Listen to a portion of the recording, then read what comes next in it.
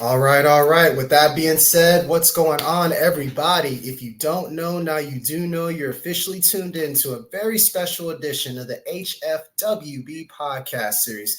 This is your host, Clifton Pope, and with me today, I'm going to be completely honest. I usually don't get a little bit starstruck within interviews, but the first person who I'm about to bring on, I never thought I would be able to have a person of this caliber on the HFWB podcast series. And again, I always say this, it pays off on who you know and who you're connected to, because you never know what can happen within that connection.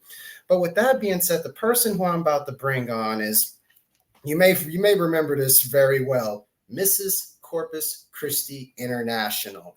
That's going to ring a bell for a lot of people who I'm about to bring on, because I mean, she's not only just that, she has a little bit of background in sales and stuff, but the most important thing that stood out to me about this woman who I'm about to bring on, she's a woman of sobriety. And that is a challenge within itself, because she's constantly focused on the mission of changing harmful habits into healthy habits for women all across the community, which I love tremendously. And this is a model that she'll appreciate me saying, that she'll explain a little bit more in just a second.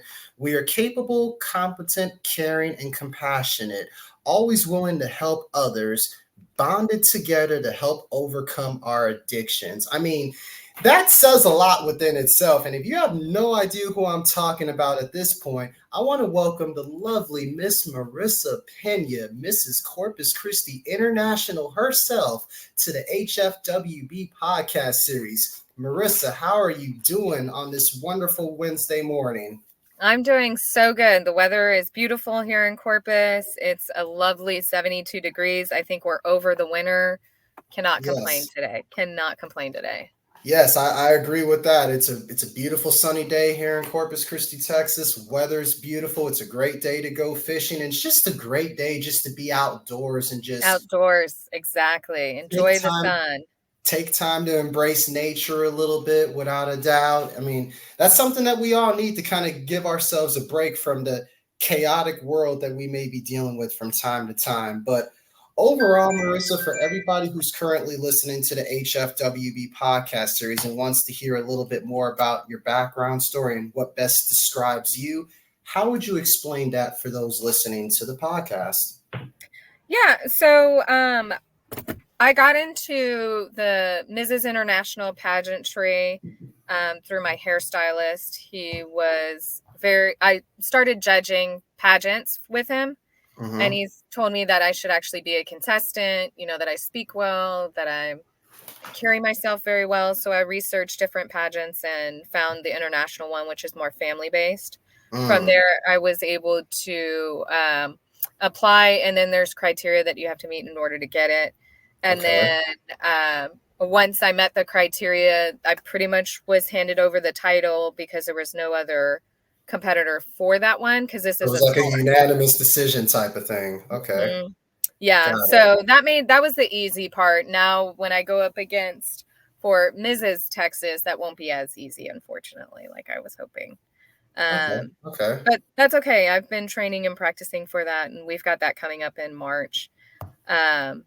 So with choosing to go into pageantry is more than just beauty, wearing gowns and all that stuff. You actually have to pick a platform for it. And what I love about pageantry is it helped me to really discover a passion for helping people, but I was able to really focus in on what really sets my heart on fire. And when I went through sobriety and trying to become sober, it was very lonely. A lot of people said, oh, well, let's hang out when you drink again, or when you're drinking again, or come on, it's just one glass. Like the perception, people don't, yes. They just don't know. We've been conditioned to think that alcohol is fine until you're drinking every day and have multiple DWIs, but it doesn't even have to be that. It could just be that you have one glass of wine every night, or you have 2 glasses of wine every night. Mm-hmm. Even if people can drink all day and live a normal life, and that, it's not a healthy lifestyle ultimately. Mm-hmm. So going through my sobriety was very lonely and difficult to do because I didn't know about Women for Sobriety. So when I had to pick a platform, I really wanted something that was based within a struggle that I had. Yeah, something you can relate to tremendously well, right? Yeah, yeah. And so I'm trying to bring more awareness for women. This was founded in the 70s by Jean Kirkpatrick. So it's Mhm. founded by women, run by women. Um, all of the meetings are online. I'm also Yeah. trying to become a facilitator where I can have meetings here in Corpus for women that cannot have access to online meetings, like with the women's shelter. I know there's a lot of substance abuse in there due to the trauma that they've gone through. Hmm. So this has really been a stepping stone for me to find my passion and really build from my passion in sobriety.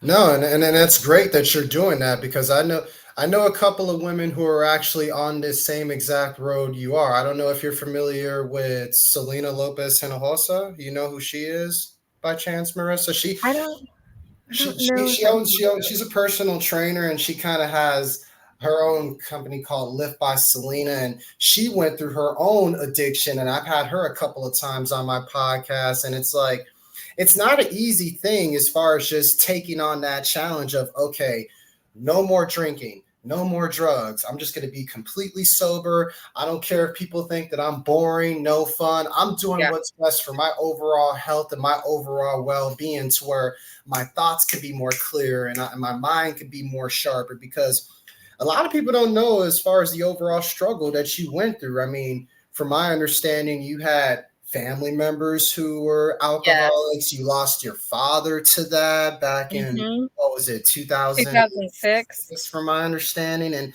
all Mm-hmm. at the same time, you kind of fell into that trap at that time from like that period from maybe 2006 to when you lost your father, which I apologize about that for and well wishes in regards to that. But then from like that time frame 2006 2007 maybe even longer than that, I could be wrong, correct me if I am wrong, to about 2021 you kind of like right when we were starting to get out of the pandemic you were like enough is enough.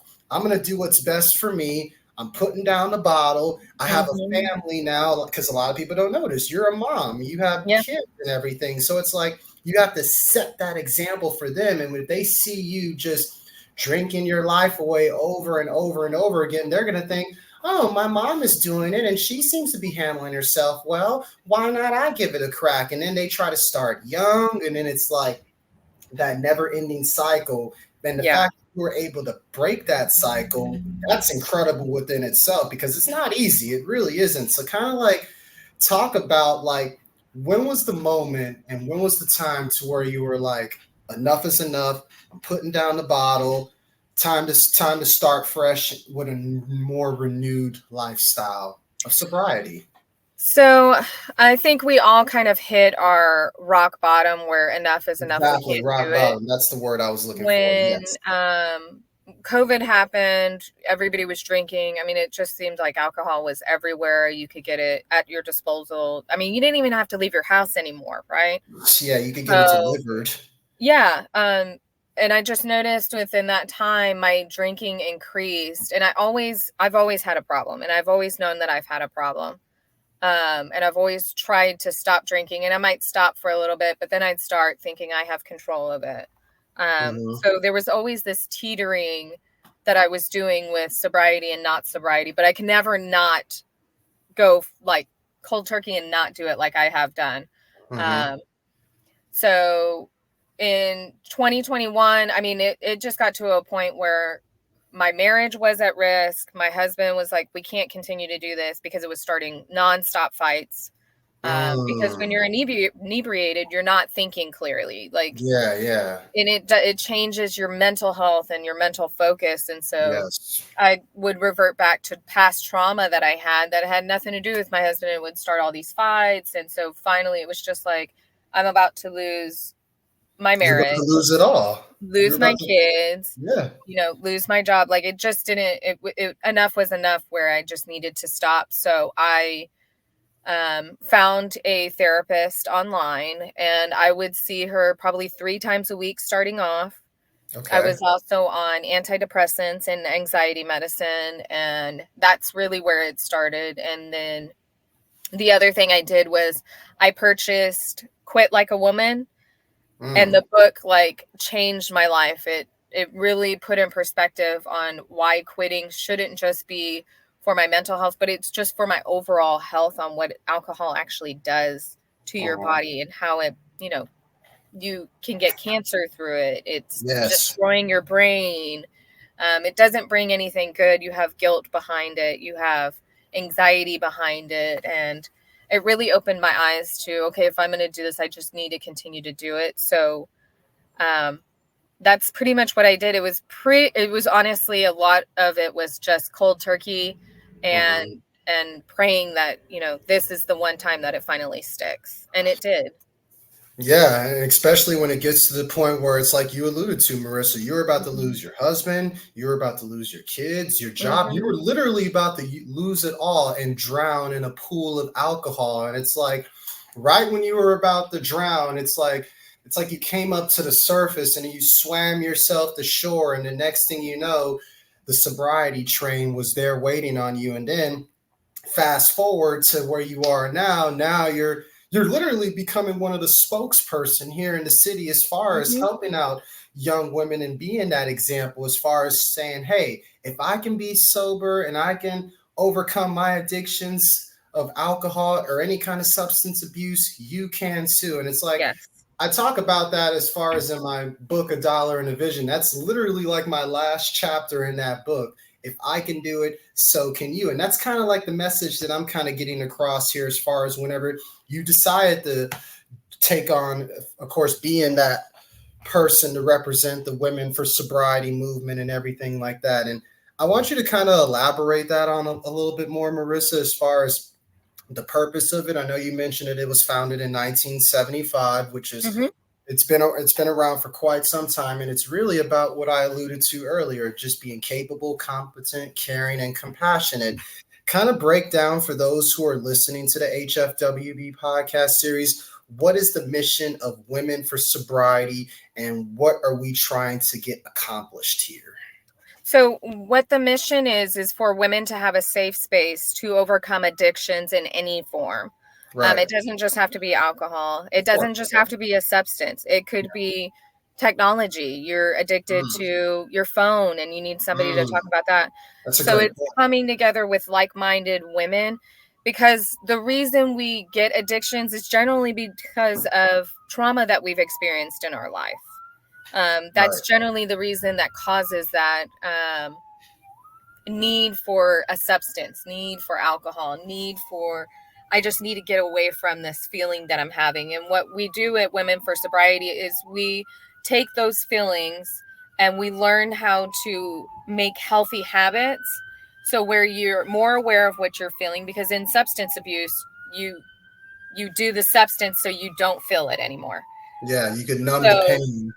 Yeah, so in coming sober, the first thing that it's hard to understand is, well, now you're going to start feeling because you weren't feeling before. And so it's understanding like, okay, we're feeling sad. Okay, sad is not a bad feeling. What healthy habit can we apply to the sad feeling to make it not so traumatic for us, where we feel like we want to drink? So on my crazy days where I'm really stressed and I'm really kind of agitated, I will come home, drop my girls off, I'll change, I'll put on tennis shoes, and I'll just go for a run. Like that's my habit, because that's usually the time when I was stressed that I would drink. So instead of drinking, now I go for a run. And it could be half a mile, it could be 3 miles. It really is just getting out there, getting out of my head, giving myself some time and clarity to say, okay, all this is gone. I don't have to hold on to it. It's time to move on. Like it's just about creating a healthy habit and understanding that these feelings are not who you are. They're just feelings, and they change hour by hour, minute by minute. And we just have to focus in on, okay, why are we feeling this way? And how can we move on from feeling this way? And you touched on something that I tend to do myself whenever I feel like I need to clear my mind and just literally run away from the situation. You take on running. And Hmm. I'm a firm, it's something about going on that, even like you said, a half a mile, 3 miles. There's times where I've ran like 10, 11 miles, and it's like the most relaxing feeling ever. Yes, I'm exhausted from the run itself, but it creates like this sensation where you're relaxed, like if you were high off of a Yeah. substance. You're not, of course, but it's like once you hit like a certain mile marker, like whenever I go on my long runs, like I would say like after the third mile, that's where it starts to creep in to where it's like, okay, you're drenched in sweat already, but then it's like you go into this relaxing space to where it's like you could do this all day and you could Hmm. keep going. And it's like all of that problems that you may have been having within your mind, all that stress and all those thoughts, it just melts away and you're just in this Yes. relaxing, calm, cool, collected, meditative state. But most importantly, you're moving your body and you're getting yourself physically active to where you're generating that oxygen level blood flow all throughout the body. And that's great that you take on running. I love that. That's an interesting fun fact about Yeah. Marissa. And that's Yeah. something you should encourage people to do more and more. And as a matter of fact, for those who are listening to the HFWB podcast series right now, trust me on this. Go for a run, or if you can't run due to your physical capabilities, I understand. Just go for a walk. Clear your Hmm. mind. Just breathe in, breathe out.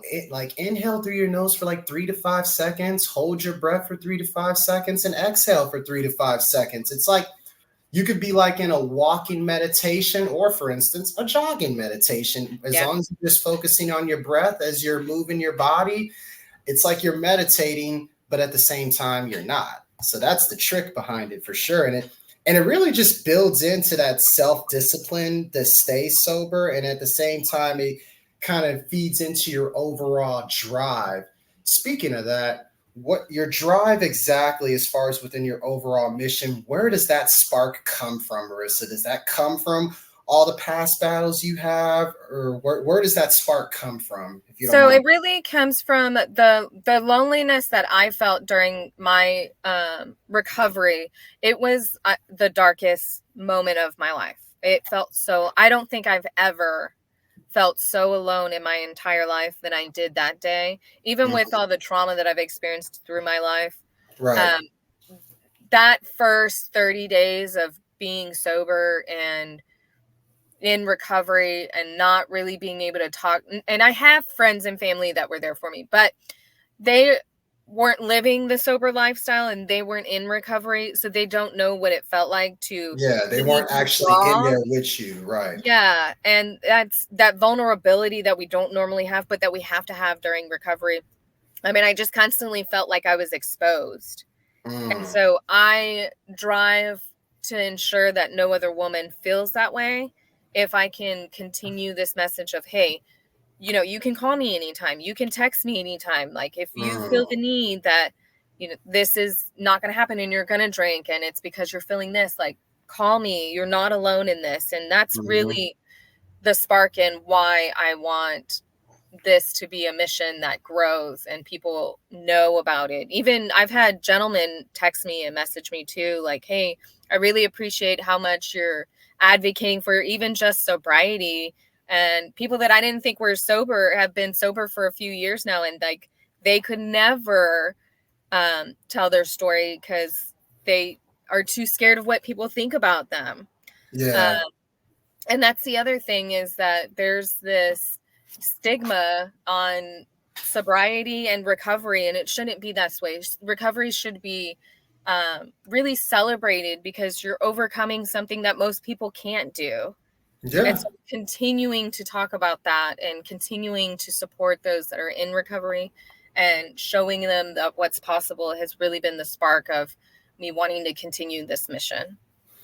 yeah. You're helping people overcome the obstacles and at the same time go through the trials and tribulations of all the abuse that they were facing in due time. And it's amazing what you're doing. I'm completely blown away by it. And again, like I was telling you before we started recording, I have nothing but the utmost respect for you. And we barely are just getting to know each other, which is saying something because you're doing something with a purpose. And anybody that's what we need more in this world. We need people who are doing something with a purpose, not doing it just to do it, but doing it with a purpose, doing it with a mission, just so they can leave a legacy behind. That way, someone down the road can be like, hey, look at what Marissa Pena did whenever she was going through her battles and going through her addictions. If she can do it, we can do it too. We just got to put our mind to it and just overall do it. Just like how you're representing the Women's for Sobriety movement, how this is all tying into the pageant work that you're overall doing, to where it's like you're not only showing the beauty of it, but at the same time, you're showing the pain that's within the beauty, because I truly understand all women notice that beauty is pain. So it's like you're showing both sides of it to a certain degree. And it's incredible, again, without a doubt, Marissa. And it's like everything that you're doing with the pageant work, because you went from basically being unanimously given the title of Mrs. Corpus Christi International to now you're going to be going up against women all across the state of Texas in the next phase, Mrs. Texas International. Kind of give like the behind the scenes of what you're doing to help prepare for that. When will that take place? And what are you looking to overall get out of that experience?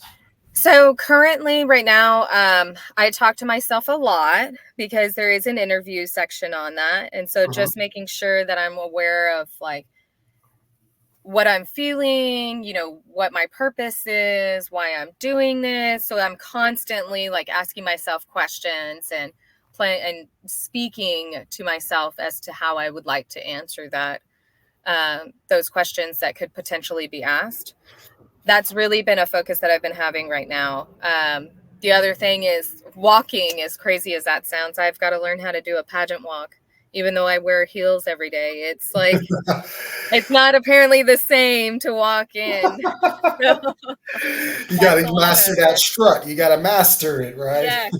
Yes. That pageant strut is like really it's a something real that you thing. have It to really work on. is. Yes. Outside of that, it's really just, I know all of the contestants. We're in a group chat, so it's really getting to know the girls. And I think that's the biggest part that I'm excited about. It's having another connection of women who are like-minded, who are wanting to change the world, and keeping that group together to where if there's opportunities in Corpus, and I know one of the contestants would love to come down and be a part of it, that we still keep that relationship going. That's really what my focus is and what I hope to get out of this, aside from the crown, of course. So. Yes. Of course, we're competing to win without a doubt, but at the same time, it's just expanding that network of like-minded individuals who are, of course, carrying on that exact mission as you just alluded to, Marissa, to make the world a better place for the next generation to follow. And that's what it's all about. Having that sense of purpose within the mission. That's what we need more of for those who are listening. I hope you take this message seriously. Anything that you're doing within the course of your life, do it with a sense of purpose and do it to where you can overcome your old ways. That way you can open up brand new doors of opportunities for your life, because old ways are not going to open up new doors. You're going to have to put those old ways aside and to open up those new doors. It's like you're putting a key into the lock, and then it's like it's not unlocking the door because you got the wrong key, if you know what I mean. Yeah. But it's like, for anybody who is currently struggling with any kind of addiction, any kind of substance abuse, or just addiction in general, what would be 3 key pieces of advice you would tell that person listening to this episode right now, Marissa, off the top of your head? I would say there is hope. Just because you failed doesn't mean you can't start again. And don't give up. That. Okay. I like that. And that's something that people should take away too. It's never too late to start over once again and press the reset button. I mean, there's great minds and great individuals in all across time who have started over in their 40s and 50s and made something out of themselves going into their 60s and 70s. The point is, it's never too late to turn your life around. So for those who are wondering, hey, nothing is going to ever get better, no. You could easily just grab your steering wheel, turn it on around, and just go full throttle on the gas into a better course within your life. And I definitely send that regards to anybody who's listening to this episode of the HFWB podcast series, because it's needed more than ever with a sense of urgency, not only just in 2024, but beyond that, without a doubt. But overall, Marissa, we're actually at the point of the podcast where I'm going to ask you a list of questions that I usually ask everybody who comes onto the podcast, just so they can get to know you a little bit better and at the same time pick your brain a little bit. First question is simple. What's the first thing you do or think of every single day that you wake up? To be grateful. I love that. Yes, gratitude, it's a real thing. You know, you got to be grateful for the big things, the small things, and everything in between. I actually have a sign in my house that says that. And every time I walk into my family room and I'm sitting there praying and meditating, I always look at that sign before I go into prayer and meditation. Always practice gratitude, because it'll definitely make an impact on your overall attitude, as I like to say. My next question is, when it comes to health and wealth, they say health is wealth. They kind of go hand in hand, two sides of the coin. In your personal definition, in your eyes, what does health and wealth mean to you, Marissa? I think it means what really fulfills you. Like really fulfills you. Right. So people think, oh, retirement, when I retire and I can, not have to work anymore, then I'm rich, then I'm wealthy. But I see wealthy is when I'm in my 50s, my children are out of the house, and they come over to my house and they want to be around me. I know that I have completed my wealth in raising my children to want to be with me and still want to communicate with me, even in their adulthood. I love that. And I feel like you're definitely qualified to answer this next question I'm about to ask you. When you think of the word beauty, what first comes to mind? Really, grace. When I see people being kind to others and having grace towards others, I find real true beauty in that. Because it's so easy in us to say, oh, well, so-and-so is that. I'm not going to handle that. And it's like, okay, well, we don't know what somebody else is living through. We're not walking in their shoes, and we only see it from our perspective, which could be completely wrong. So giving a little bit of grace, especially right now in these times, I think really creates beauty.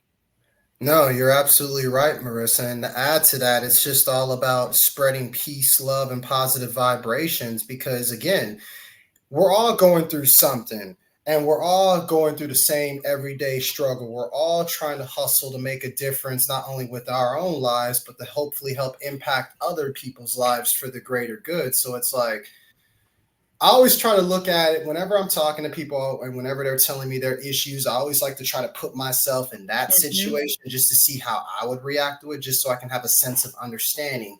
A lot of people don't want to do that because they're so closed-minded. The key to that, you have to open up your mind and be like, okay, let me put myself in your position just to get a sense of how I could feel real quick, visualizing it for a brief moment. That way you can at least build that connection and have that sense of understanding, to where at the same time you could be understood. It's like, seek to understand, then to be understood. Yes. That's one thing that I read. It's talked about tremendously in the 7 Habits of Highly Effective People by Stephen Covey, which is one of my favorite books. That's one of the main things I carry with me to this very day. Seek to understand, then to be understood. You do that, you'll have a bond with any person you could ever imagine, no matter who it is. It's a real thing. It really is. But now, Marissa, we're going to transition to a little bit of a segment I like to call Either Or, which I'll ask you which one you would choose as far as one or the other. The first one being, what would you choose out of loyalty or respect? I would say loyalty. Yeah, they kind of go hand in hand. They do, but I mean, respect can come and go, and you can lose respect just as quickly as you can earn respect. True. But loyalty just really shows, it's more of a character thing.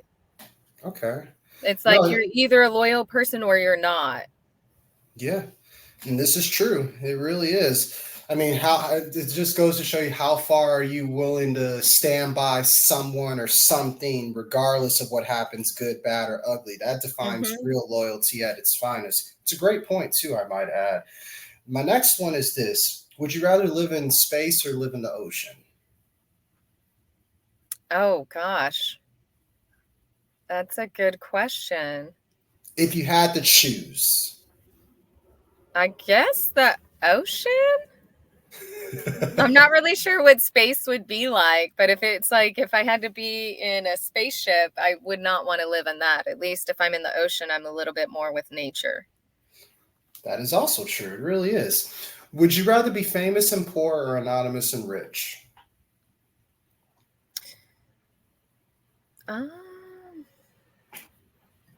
Man, these are like really tough ones. Got to keep you on your toes, Marissa. I know that's like a really good one.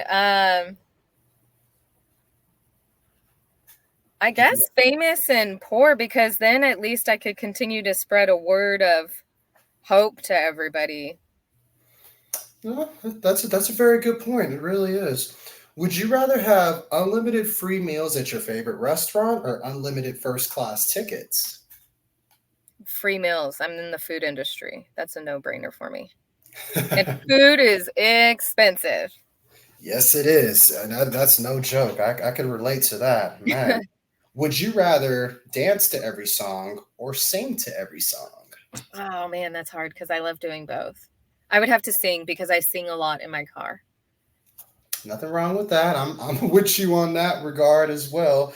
Now, picture this scenario, Marissa. You're trapped on an island, right? But you had the opportunity to listen to five of your favorite music artists. It doesn't matter what genre it is, it could be their whole catalog of music. Who would those five music artists be for yourself? Um, Five? That's quite a bit. I would say Olivia Knox. She's pretty great. Okay. Um, Queen Herbie. Um, Leonard Skinner. Okay. Um, it's crazy because I don't really listen to just like one artist. I like to listen to like a mashup of people. But I'm trying to think of people that I could. Queen, for sure, and who would be the other one? There's a Christian artist that I would love, Lauren Daigle. Mm. Very, very interesting, unique playlist right there. You actually not only introduced myself to these people, but everybody who's currently listening to the HFWB podcast series. And there's nothing wrong with having different varieties of music to listen to that just, of course, help you feel good about yourself. Mm-hmm. And at the same time, it will definitely get you off of that island trap because I have a feeling if people heard that, they'll be like, huh, what is this? I've never heard of this, but I like it. Let's go see where this is. They'll find you, take you off that island after they vibe with you for a little bit, have a little bit of a party, and then boom, we're off that island without a doubt. Hypothetically speaking, of course, for those who are listening. But I know you just mentioned that you're in the food industry and would you consider yourself a foodie, if anything? But what would be your favorite go-to meal? My favorite go-to meal. So I'll tell you my favorite go-to restaurant and meal because they're one and the same. So Okay. here in Corpus, we have a French bakery. It's called Bien Merite. Oh yes, I love that bakery. Love It's that place. They just yes. started dinner service Thursday through Saturday. And Okay, I am okay. telling you, being in the food industry, I've had a lot of food, a lot of great food. And their French onion soup is life-changing. French Life-changing. onions. I'll take your word for that. Next, I would have to remember that. I might have to tell my girlfriend about that. Hey, we might have to go to BM Murte to try out their French onion soup. I had a good friend of mine give me a good recommendation on that. Yes, Thank you for that for the future, by the way, Marissa. It's of good course. stuff actually. Now, where is the favorite place that you have traveled to thus far, and where is a place you would like to travel to that you haven't been to yet? So my favorite place, I've traveled to Europe, and my favorite place is Paris, France. Wow. Yeah, it's life-changing, just the culture there, and just the air is different. I don't know if it was just me because I love Paris and just the idea of it, but the idea and the reality kind of came together for me that I loved it. I absolutely love it. Oh man. And if I could go somewhere, I'd love to go to Portugal because that's where my family's from. Oh wow. Okay. And so I'd love to go and see the actual town that my family is from, and you know, walk around there, walk around the steps and see if there's any of my family that still lives there. Yeah, it's like it's in your DNA and it's in your genetics as far as Portugal and stuff to a certain degree. And it's like sometimes you do have to remember where it all started within your family and just at the same time never forget where you came from to a certain degree. Mm-hmm. But overall, Marissa, I am completely jealous because every time I ask people as far as that question and they say they go overseas, it just gives me a reminder like, Clifton, it's 2024 and you still don't have a passport. What the hell are you doing? You have Get to. together. I know. That's a fun fact about me, but I'm working on that. I need to get on your level as far as going to Paris and Portugal and all that stuff. That's something that I'm definitely striving for this year, without a doubt. That's a mission. That's on my bucket list of things to do. But overall, all the things that you're currently doing, Marissa, I know you're super busy, but overall, when you're just not doing all of those things, what are some hobbies that you like to do that many people may not know you like to do? I really love to read. That's like my favorite thing to do. Oh, okay. Sit down and read a good book and get lost in it, especially a thriller. May Cobb is one of my favorite authors because her books, when I read her books, I'm literally going in her book. Hunting Wives is one of my favorite books that made me do that. And I was like, oh my gosh. And you just took away my next question. I was about to ask you what are some of your favorite books you like to read? So you're into thriller books, and what was the other book? I'm sorry. So The Hunting Wives is like one of my favorite, books. It's an amazing book. Got it. I'm gonna have to. I'll put that on my list of books to read, just because I like to read books a lot myself. Within the first hour of every single day, Marissa, I always dedicate at least, even if it's just reading a couple of pages or even just a whole chapter, if I have a little bit of time, depending on how the flow of the day is. It's always important to read, definitely, because it's mental gymnastics for your brain. And it's like, last time I checked, our brain is a muscle too. So our best way to work out our brain is reading books, which is what I encourage everybody to do as well, without a doubt.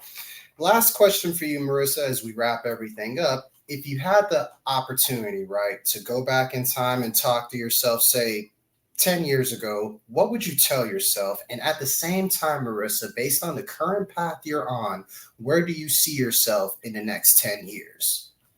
If I could go back 10 years, I would definitely tell myself, everything's going to work out, let things go, and stay away from the alcohol. That would be the biggest thing. And then in 10 years, I hope to just continue to grow with Women for Sobriety, continue to make an impact in my community, and, just live a good life. That's what we all should strive for at the end of the day. And based on what we've been discussing and what we've been talking about, you're on your way to that and then some. I feel like you're going to definitely not only impact the community, but you're on track to where you're definitely going to have the world on the string in the palm of your hands like this, just being able to do whatever you want with it. Mm-hmm. But overall, Marissa, for those who want to find out more about you, follow you social media, or of course support your campaign as far as just striving to be Mrs. Texas International, how can people do that exactly? I have Facebook and Instagram. It's Mrs. Marissa Pena. And that's pretty much where you can find me at all things food, pageantry, mommyhood, and sobriety.